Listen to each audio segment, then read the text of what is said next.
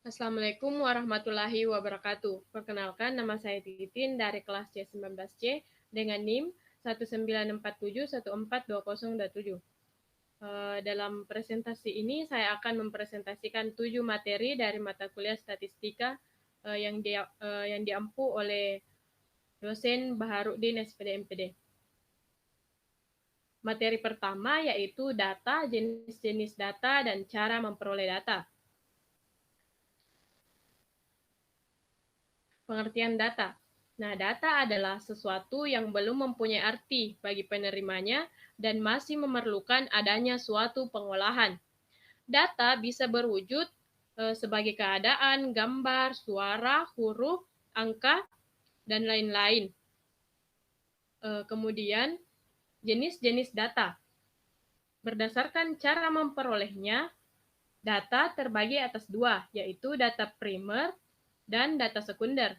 Data primer adalah secara langsung diambil dari objek atau objek penelitian oleh peneliti, perorangan maupun organisasi. Contohnya melalui wawancara ataupun menonton bioskop atau dan lain-lain. Kemudian data sekunder. Data sekunder adalah data yang didapat tidak secara langsung dari objek penelitian.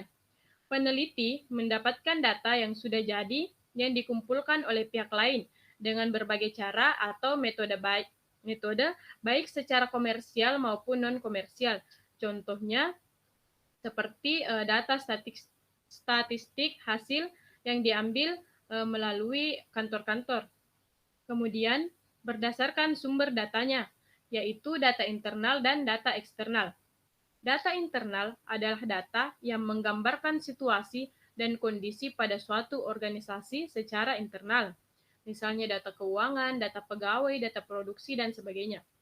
Kemudian data eksternal. Data eksternal adalah data yang menggambarkan situasi serta kondisi yang di luar organisasi. Contohnya, data jumlah penggunaan suatu produk pada konsumen, tingkat preferensi pelanggan, persebaran penduduk, dan lain sebagainya. Kemudian, berdasarkan jenis datanya yaitu data kuantitatif dan data kualitatif. Data kuantitatif adalah data yang dipaparkan dalam bentuk angka-angka. Misalnya, data masyarakat yang sudah divaksin, data tinggi badan atau data nilai-nilai siswa, dan lain-lain. Kemudian, data kualitatif. Data kualitatif adalah data yang disajikan dalam bentuk kata-kata yang mengandung sebuah makna. Contohnya seperti persepsi konsumen terhadap botol air minum dalam kemasan atau anggapan para ahli tentang psikopat dan lain-lain. Kemudian, data berdasarkan sifat data, yaitu data diskrit dan data kontinu. Data diskrit adalah data yang nilainya bilangan asli, contohnya berat badan ibu-ibu PKK atau nilai rupiah dari waktu ke waktu dan lain sebagainya. Kemudian data kontinu adalah data yang nilainya pada suatu interval tertentu atau berada pada nilai yang satu nilai yang lainnya. Contohnya penggunaan kata sekitar, kurang lebih, kira-kira, dan sebagainya. Kemudian, data berdasarkan waktu pengumpulannya, yaitu data cross-section dan data berskala. Data cross-section adalah data yang menunjukkan titik-titik waktu tertentu. Contohnya, laporan keuangan per 31 Desember 2006, data pelanggan, dan lain-lain. Kemudian, data berskala. Data berskala adalah data yang datanya menggambarkan sesuatu dari waktu ke waktu atau periode secara historis. Contoh, data perkembangan nilai tukar dolar Amerika terhadap euro Eropa dari tahun 2004 sampai tahun 2006. Kemudian, cara memperoleh data. Data primer. Data primer adalah data yang dikumpulkan dan diolah sendiri langsung dari objek yang akan didata atau data yang diperoleh secara langsung dari sumbernya, baik dari orang atau lokasi tertentu tanpa melalui suatu perantara seperti hasil wawancara dan hasil pengisian angket. Kemudian data sekunder. Data sekunder adalah data yang diperoleh dalam bentuk yang sudah jadi, artinya sudah dikumpulkan dan diolah oleh pihak lain atau data yang diperoleh secara tidak langsung dari sumbernya. Data ini dapat diperoleh dari dokumen-dokumen tertulis seperti laporan dari hasil penelitian, koran, majalah, atau dari seseorang. Kemudian, materi 2, penyajian data, tabel, diagram, dan distribusi. Tabel. Nah, tabel adalah daftar yang berisi ikhtisar sejumlah data-data informasi yang biasanya berupa kata-kata maupun bilangan yang tersusun dengan garis pembatas sebagai kolom-kolom. Nah, tabel kontingensi. Tabel kontingensi digunakan untuk data yang memiliki lebih dari satu kategori atau kelompok. Contohnya dalam tabel tersebut. Diketahui data jumlah siswa kelas 7 berdasarkan jenis kelaminnya. Data tersebut memiliki dua kategori, yaitu kelas dan jenis kelamin. Kemudian, tabel, baris, dan kolom. Tabel ini digunakan untuk data yang hanya memiliki satu kategori atau kelompok. Contohnya dapat kita lihat pada tabel baris dan kolom. Di samping data yang kita peroleh dari tabel ada pensil, penghapus, pulpen, dan lain-lain. Nah, data tersebut bisa digabung ke dalam satu kategori kelompok, yaitu jenis-jenis alat tulis. Selanjutnya, tabel distribusi frekuensi. Tabel ini digunakan untuk data yang dikelompokkan dalam satu interval atau selang nilai. Setiap interval nilai memiliki frekuensi atau banyak data. Nah, berdasarkan gambar di samping, data nilai ulangan harian matematika siswa kelas 7A. Jumlah siswanya ada 30 dan nilainya juga beragam mulai dari 61 sampai 100. Jadi dalam penyajian data ini dilakukan dengan mengelompokkan terlebih dahulu ke dalam beberapa interval, yaitu 61 sampai 70 sampai 80 dan seterusnya. Dan setiap interval harus memiliki panjang yang sama. Contohnya interval 61 sampai 70 memiliki panjang 10. Begitupun dengan interval 71 sampai 80 dan interval lainnya. Nah, frekuensi ini menandakan banyaknya siswa yang mendapat nilai matematika sesuai intervalnya. Misalnya frekuensi 61 sampai 70 ada 3, berarti banyak siswa yang mendapat nilai antar 61 sampai 70 pada ulangan harian matematika ada 3 orang. Nah, kemudian diagram. Diagram adalah gambaran untuk memperlihatkan atau menerangkan sesuatu data atau informasi yang disampaikan direalisasikan melalui sebuah gambar. Data dalam tabel tersebut dapat ditunjukkan dengan angka skala, persentase, maupun derajat. Nah, adapun langkah-langkah menyajikan data dalam bentuk diagram batang, yaitu yang pertama, ubah data dalam bentuk tabel. Yang kedua, buatlah garis tegak lurus. Garis mendatar menyajikan jenis data, dan garis tegak menyatakan banyak data. Kemudian yang ketiga, buatlah skala pada garis mendatar dan garis tegak dan batang sesuai data. Nah, diagram garis. Diagram garis adalah representasi grafis dari data menggunakan titik-titik koordinat yang dihubungkan dengan garis. Kemudian diagram lingkaran. Diagram lingkaran adalah representasi grafis dari data menggunakan sebuah lingkaran yang dibagi menjadi beberapa juring lingkaran. Dengan sudut pusat, juring menggambarkan besar data yang diwakili setelah dibagi jumlah seluruh data yang diwakili setelah dibagi jumlah data dan dilakukan dengan 360 derajat. Jenis distribusi frekuensi. Distribusi frekuensi biasa distribusikan jumlah frekuensi dari data kelompok. Nah, kemudian distribusi frekuensi kumulatif. Distribusi frekuensi yang berisikan frekuensi kumulatif atau frekuensi yang dijumlahkan. Distribusi frekuensi ini memiliki kurva yang disebut OG. Kemudian distribusi frekuensi relatif. Distribusi ini berisikan nilai-nilai dari hasil bagi antara frekuensi ke dalam dan jumlah pengamatan. Materi 3 dan 4, min, median, dan modus dari data yang tidak terkelompokkan dan data yang terkelompokkan. Ukuran pemusatan data adalah metode deskriptif yang menunjukkan pusat suatu data atau perwakilan suatu data. Ukuran pemusatan data yang umum kita kenal ada 3, yaitu min, median, modus, dan min, modus, median. Min merupakan nilai rata-rata suatu data. Nah, inilah rumus dari min dari data yang tidak terkelompokkan. X bar sama dengan sigma XI per N. Keterangan X bar sama dengan nilai rata-rata, XI sama dengan nilai data ke I, kemudian N sama dengan banyaknya data. Nah, kemudian rumus main data yang terkelompokkan. Median. Median adalah datum yang letaknya di tengah dari suatu data, tapi dengan syarat datanya sudah diurutkan dari yang terkecil sampai terbesar. Median disimbolkan dengan me. Pada materi median, tiap rumus ada perbedaannya, yaitu median ganjil memiliki rumus X, N tambah 1 per 2, sedangkan median genap memiliki rumus 1/2, X, N per 2 tambah N per 2 tambah 1. Kemudian, contoh soal median data genap. Nah, rumus median data yang terkelompokkan. ME sama dengan Q2 sama dengan tepi bawah ditambah 1/2N dikurang frekuensi kumulatif per FI dikali dengan P. Modus. Modus adalah nilai yang sering muncul dari suatu data atau nilai yang mempunyai frekuensi tertinggi. Modus disimbolkan dengan mo. Nah, rumus modus dari data yang tidak terkelompokkan.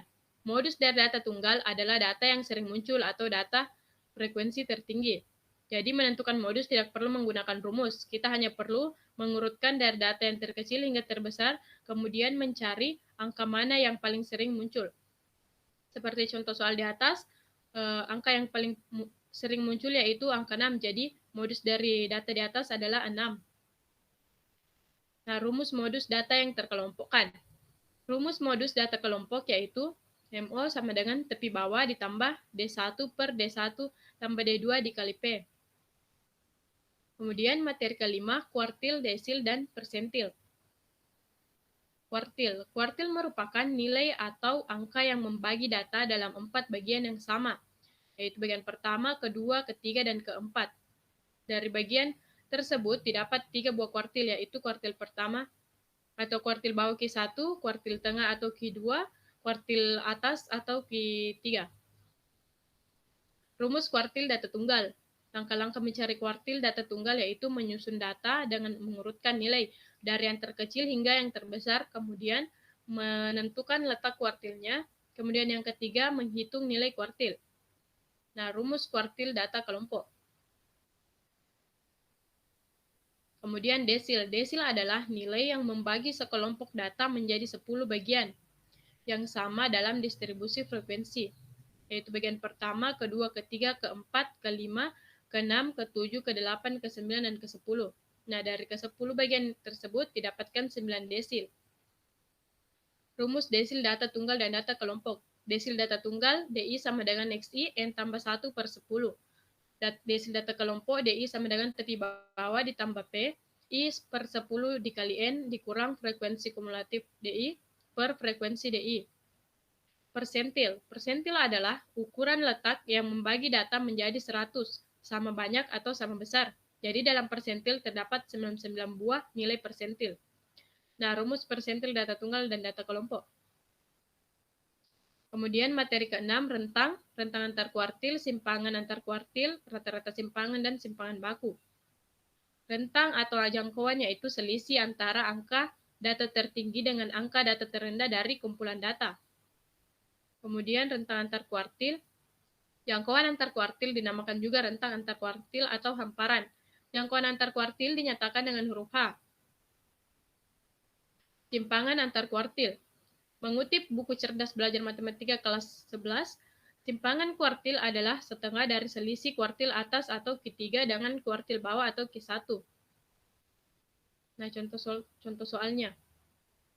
Kemudian rata-rata simpangan didefinisikan dengan X2. Contoh soal. Simpangan baku atau standar deviasi dari data tunggal X1, X2, X3, dan X seterusnya yang berasal dari populasi didefinisikan dengan berikut. 7, yaitu populasi, sampel, dan statistik inferensial. Populasi. Populasi adalah serumpun atau sekelompok objek yang menjadi sasaran atau objek penelitian. Populasi dapat berupa manusia, hewan, tumbuh-tumbuhan, udara, gejala, nilai peristiwa, dan lain sebagainya sehingga dapat menjadi sumber data penelitian. Berdasarkan ukurannya, populasi dibagi menjadi dua bagian, yaitu populasi terhingga dan populasi tak terhingga. Populasi terhingga yaitu ukuran populasi yang berapapun besarnya tetapi masih bisa dihitung. Sedangkan populasi tak terhingga adalah populasi yang ukuran populasinya yang sudah sedemikian besarnya sehingga sudah tidak bisa dihitung. Nah, berdasarkan keadaannya, populasi dapat dibagi menjadi dua, yaitu populasi homogen dan populasi heterogen. Populasi homogen adalah populasi yang unsur-unsur pembentukan dari sumber datanya memiliki sifat-sifat yang sama. Karakteristik seperti ini banyak ditemukan di bidang eksakta, misalnya air, larutan, dan sebagainya. Kemudian populasi heterogen.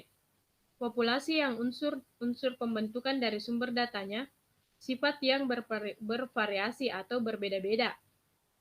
Sehingga perlu ditetapkan lagi batasan-batasannya baik kuantitatif atau kualitatifnya. Kemudian sampel. Sampel merupakan bagian dari populasi yang dipilih dengan menggunakan aturan-aturan tertentu, yaitu digunakan untuk mengumpulkan informasi atau data yang menggambarkan sifat atau ciri yang dimiliki populasi.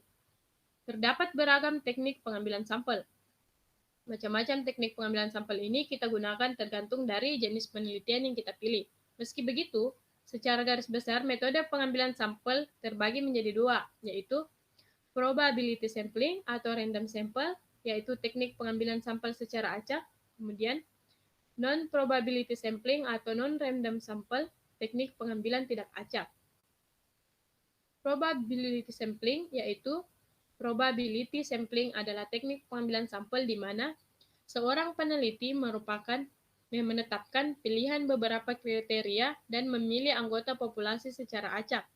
Semua anggota mempunyai kesempatan yang sama untuk menjadi bagian dari sampel dengan parameter pemilihan ini. Probability sampling juga bisa diartikan teknik pengambilan sampel di mana peneliti memilih sampel dari populasi yang lebih besar dengan menggunakan metode yang didasarkan pada teori probabilitas. Metode pengambilan sampel ini mempertimbangkan setiap anggota populasi dan membentuk sampel berdasarkan proses tetap.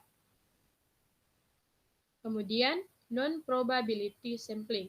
Teknik ini melakukan pengambilan sampel dengan tidak memberi peluang atau kesempatan sama bagi setiap unsur atau anggota populasi yang dipilih menjadi sampel. Menurut seperti tahun 1993, teknik sampling jenis ini sesuai apabila dipilih untuk populasi yang sifatnya infinite atau besaran anggota populasinya belum atau tidak dapat ditentukan terlebih dahulu sebelumnya. Kemudian, statistik inferensial. Secara umum, statistik inferensial adalah jenis statistik yang fokus kepada pengolahan data sampel, sehingga bisa mengambil keputusan atau kesimpulan pada populasi. Jenis statistika ini digunakan untuk menarik kesimpulan terhadap karakteristik sebuah populasi. Statistika inferensial merupakan cakupan seluruh metode yang berhubungan dengan analisis sebagian data untuk kemudian sampai pada peramalan atau penarikan kesimpulan mengenai keseluruhan data populasi tersebut.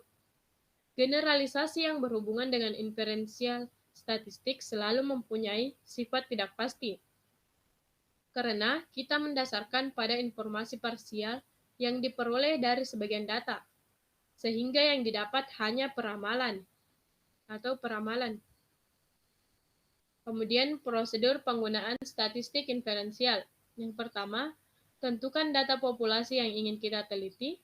Yang kedua, tentukan jumlah sampel yang representatif terhadap populasi. Yang ketiga, pilih analisis yang cocok dengan tujuan dan jenis data yang kita miliki. Yang keempat, buat kesimpulan atas hasil analisis tersebut.